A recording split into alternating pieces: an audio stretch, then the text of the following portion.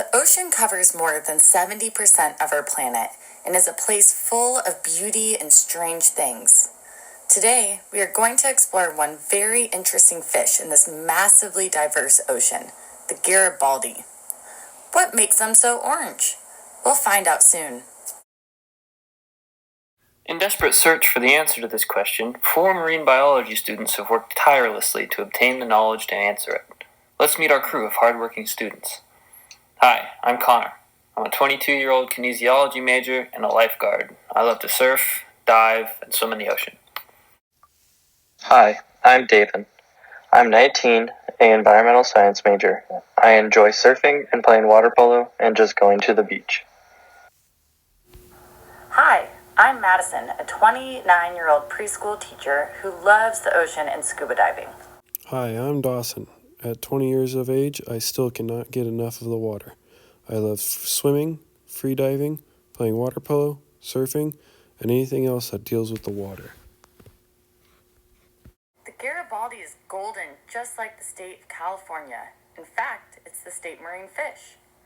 They can live up to depths of 100 feet, which is the height of 2 school buses stacked end to end. That's almost 3 atmospheres of pressure. What is an atmosphere of pressure? It's when all the air around us has a little bit of pressure, and at sea level, we are only at 1 atmosphere of pressure. But what happens when we go underwater? Well, water is heavy, and as we go down further, the amount of pressure on our bodies gets stronger and stronger. Take this small ball, for example. At the surface, it's totally full, but down here, just below 30 feet, look how scrunched it becomes because of all of that pressure. Why then do they not get scrunched up like this bottle? Unlike this bottle, the Garibaldi have lived in this pressured environment for so many years, meaning their bodies are not affected by the crunch of the pressure. We now know what depth these orange guys live at, but where do Garibaldi live primarily? Are they often by sand? Are they often by reef? The answer is they're often found in rocky reef areas in the temperate zone off of California's coast, like this. Often Garibaldi like to set up little nests. These nests are where they spend a lot of their time. Garibaldi are very territorial, so they protect these nests fiercely, much like a wolf. Unlike a wolf, however, Garibaldi do not travel in packs, but live fairly isolated from one another, only coming together to spawn. So now we know where they live, but what does the Garibaldi's life look like? Garibaldi live, on average, for around 12 years, and in this time, somewhat like us, they go through great change. As juveniles, Garibaldi are very small with vibrant blue spots, like this. So now we know where the Garibaldi lives and what it looks like, but what does it eat?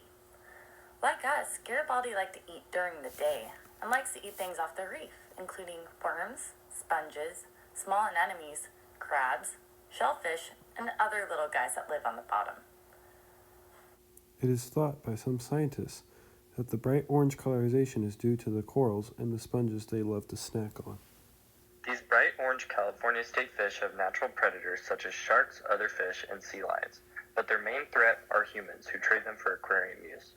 But since 1992, they have been strictly protected from fishing and from the aquarium trade, meaning they are free to live long and happy lives everywhere along the California coast.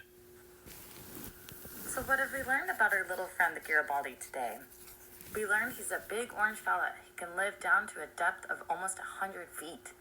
We've learned this guy spends most of his time near or around rock reefs, and he is very territorial. We've learned that they live around 12 years, and their biggest predator was us. So next time you see a flash of orange when you're nearby a rocky California coast, what are you going to think of? And were you able to figure out what might make them so orange?